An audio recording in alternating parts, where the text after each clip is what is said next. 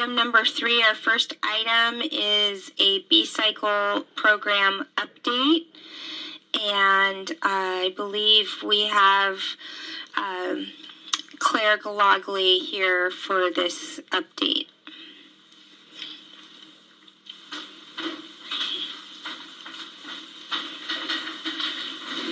Good afternoon. I'm not on. I need to be on. It's on. Okay.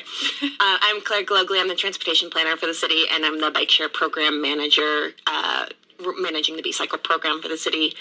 Was asked to come today and give an update on the status of the program and some of the very obvious issues that we have going on. We launched BCycle just slightly over a year ago. It was in June of last year. And up until 6 to 8 weeks ago, it had been going really well. We were averaging north of 30,000 trips per month. The average trip distance was over 2 miles. We had very, very positive feedback. We were hitting all the metrics that we had set to be a successful bike share system. 6 to 8 weeks ago, we started having an uptick in theft and vandalism that snowballed incredibly quickly. And it went from the occasional instance of vandalism that was more someone had returned a bike incorrectly, it hadn't locked in, and it was a crime of opportunity for someone to come up and take it. Or pre-locking docks, which was another kind of lower impact thing that was happening, to forcible removal of bikes from docks, which resulted in the docks being broken and out of service. You see them around town wrapped in yellow caution tape for now. And the bikes then going missing. Oftentimes what we do see is that when this happens, the dock is broken. The person who has stolen the bike rides the bike until the battery dies. At which point they abandon the bike, often with a damaged front end from breaking it out of the dock, and then go forcibly remove another bike from a dock. And we're in a kind of a cycle of this being a problem. 2 weeks ago, we had a meeting between BCycle's leadership, the City of Santa Cruz, City Manager's Office, Police Department, and Public Works to come up with kind of an all-hands-on-deck plan for how we would start addressing this problem. First and foremost, BCycle is redesigning their docks, and they anticipate having a new dock in service and installed in December of this year. In the meantime, BCycle staff in locations where the docks are not on street will be installing bollards between each of the racks, which limits the ability to torque the bike and then break it out as an interim measure. We have also been in conversation with Santa Cruz Police Department about ways that intervention can happen. It's limited in a lot of ways, mainly because proving someone has possession of a piece of stolen property is challenging with bikes unless they are riding the bike in real time. And in order to have a reason to contact someone riding the bike, they need to be breaking some law, not just looking like they might be riding a stolen bike. Oftentimes bikes end up in certain areas of our community left adjacent to people, adjacent to tents or belongings. And if you just say that's not mine, that's about as far as you can go with that. So we're still working on it. BCycle is working on collecting data on their most frequent offenders who they see. They do believe that it's 20 or fewer individuals in the community that are causing an incredible amount of damage, but also have full confidence that they are going to be able to remedy the situation by installing improved docks and then getting away from the problem that we're having right now and back into a full functioning system. So that's my overview. I'm available for any questions. I would welcome any feedback or ideas that you have or questions or concerns. Thank you for that update. Do you have questions? Thanks for the update. That's unfortunate that a few bad actors are really not causing so much harm for our entire community and being able to access this resource. So that's unfortunate. I guess my question is so for the individual who is able to steal the bike, do they have to put a credit card and have some sort of app to be able to get the bike out first, or it's forcibly getting removed? Yeah, to be a valid user, you need to have an account that you've registered and have a payment method associated with that account. The folks who are doing this do not have an account and may or may not have a credit card. So it is physically breaking the docks in order to remove the bike. Is there a way that BCycle could put like some sort of technology in the bike that unless it's activated by the account, it's like locked up? You know what I mean? Like the carts that lock at a certain point when you're... Yes. Yeah. That is a great question. The technology is not far enough along for bikes with that. Shopping carts is a really good analogy with them being geofenced to a certain area.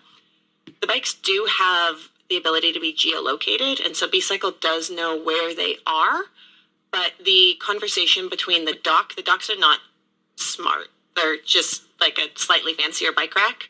So there's no communication between dock and bike for like A connected with B, and until a valid rental happens, A needs to stay connected to B. There's no notification that goes out when a bike has been separated from the dock. So it's a limiting factor of the type of system it is. Yeah, it's a challenge. And so I'm assuming that I'm experiencing something like that, or are we? This is not the first time that BikeShare has had problems with theft and vandalism.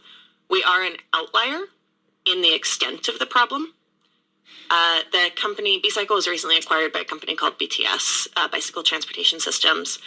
BCycle itself is the longest running bike share company in the United States, and BTS runs bike share systems in major urban areas, including Philadelphia, Las Vegas, downtown LA. And while this is a problem that they have had, we are definitely a special case in the magnitude. It's not a ranking we want. No, definitely not. Okay. Well, thanks for the update. It's unfortunate. Thank you for those questions, and that was my question too. I know that recently, and you mentioned the meeting, all hands on meeting about this. What about the other cities in the county? I know that there are several other contracts, and yeah, that's a great question. So as a regional program, this operates with the City of Santa Cruz, the City of Capitola, the City of Watsonville, who will launch next summer, UCSC, Cabrillo, and the county. The problem is broadly limited within city limits. There are a couple one-off instances in Capitola and in the county, but by and large, it's a City of Santa Cruz problem. And why that's such a big issue is because we jeopardize the rest of the regional system, especially thinking about the UCSC population. UCSC is probably one of the largest user groups of BCycle. UCSC bulk purchases passes as part of their transportation package of options to address many of the things that the city asks them to do to manage congestion to and from campus and through the west side. And the problems that we are having right now have a really big user impact and an ability for BCycle to be able to meet contract obligations. I absolutely see the impacts daily downtown. Many employees who are enrolled in the Go Santa Cruz program, for example, who commute via BCycle are not able to find docks to return bikes to, and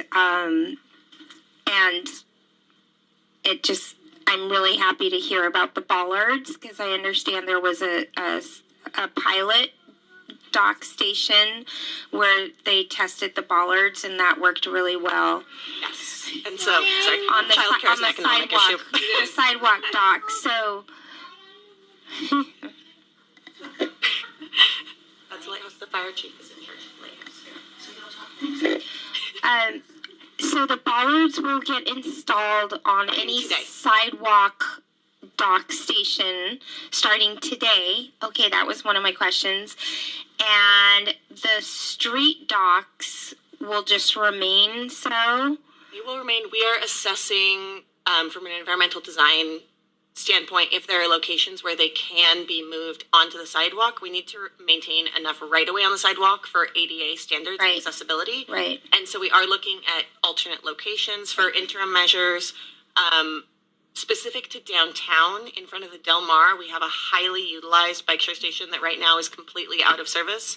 We are exploring the ability to bump that up onto the sidewalk to also potentially bring back 2 additional parking spaces there, hopefully in advance of the holiday season. So one of the things that we're working through. That dock station in front of the Del Mar is the only one that has docks that aren't broken. Not enough. Not I mean, Cooper, like, they're all, yeah. Even here at City Hall, they're all broken. All broken. Yes. Is there a way to get rid of the yellow caution tape? We are working. BCycle is actually meeting with our parking services division tomorrow to look for a similar option to the meter hoods that we put over. Okay. So they're looking for a similar product that's sized appropriately, and have some questions for our parking team about kind of the durability and the vendors that we've used and some other questions there. But yes, the goal is to remove the yellow caution tape and put something more obvious on there. Okay. So bollards and new docks in December. That won't Christmas be present. breakable. Is there anything action-wise that we can do to support? Yeah. Action-wise is super tough. I feel like we're really in the messy middle right now where we're managing a problem that's going to continue to be a problem until we can harden the infrastructure. Yes.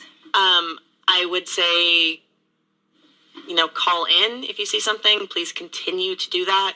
One of the things that we are working on is recovery of bikes and trying to get bikes back into service much quicker. There is a backlog of bikes right now that needs to be repaired and a back order of parts for the bikes because we are so far beyond the norm of ordering. And so it's both a parts and labor issue. So yeah, I would say continue to call it in. Continue to talk about it, continue to elevate it as an issue. BCycle also is committed to staying here. They do believe that they can solve this problem. They are not thinking about pulling out of our system, but do, need our strong partnership to continue knowing that we're willing to take action in order to be good partners. And then my last question, then I'll pass it. The possession of a stolen bicycle, they all have numbers. And you had talked briefly about you need to be riding a stolen bicycle, like whether or not they took the bicycle. If they have it, they're in possession of a stolen bicycle. Possession being the operative term there. So if it's next to them, adjacent to belongings, anything else that's not, we talked this a lot with the police department about how you're able to actually build a case that the DA would then prosecute on. These bikes are worth just under $3,000, so they are felony level theft, which was something that we made sure of when we were procuring this vendor, was that the bikes had to be above that value. But yes, making the case and making a strong enough case that it's going to move through the system, that this was someone in possession of stolen property, is something that's apparently very challenging. Do you know how many cases there have been? 0. So if there was video or photo with the bike number, that would be sufficient? Hopefully, yes. And then having that person still in possession of a bike when contacted. Yes. Okay. Yeah. Thank you. I have a quick question around who pays for this, and if there's been sort of a communication strategy around pausing membership, purchasing, etc. Yeah, no, that's a great question. So all of the capital and operating expenses are borne by BCycle. It's a no-cost to the city contract. So outside of our staff time devoted to the issue, there's no direct payment made between entities. There was the potential for revenue if BCycle was profitable in years 3 through 5, but I think that this loss is going to make that not a reality ever. Related to pausing memberships, I know that UCSC is having those conversations with BCycle because they need to have a reliable system, and they have bulk purchased passes for their users.